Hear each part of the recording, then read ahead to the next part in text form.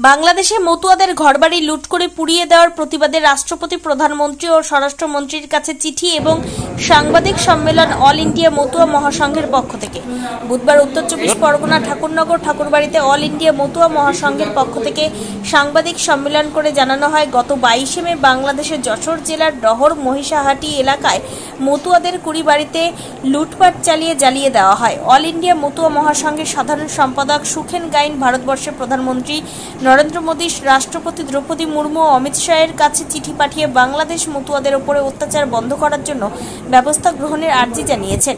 বাংলাদেশে মতুয়াদের উপরে অত্যাচার বন্ধ না হলে আগামী দিনে বৃহত্তর আন্দোলনে যাবে বলে দাবি করেছেন। মহাসংঘের পক্ষ থেকে সাংবাদিক বৈঠক করতে আমরা বাধ্য হয়েছি।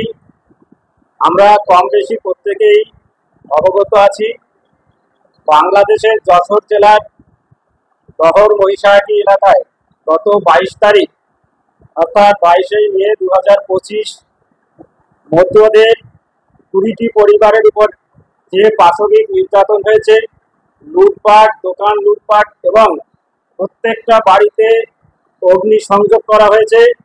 বাংলাদেশের বর্তমান যে সরকার আছে, অন্তর্বর্তীকালীন সরকার, তারই মৌলবাদী যেসব জেহাদি সন্ত্রাসী তারা বাড়িঘর লুট করে জ্বালিয়ে দিয়েছে মতুয়াদের পরিবার।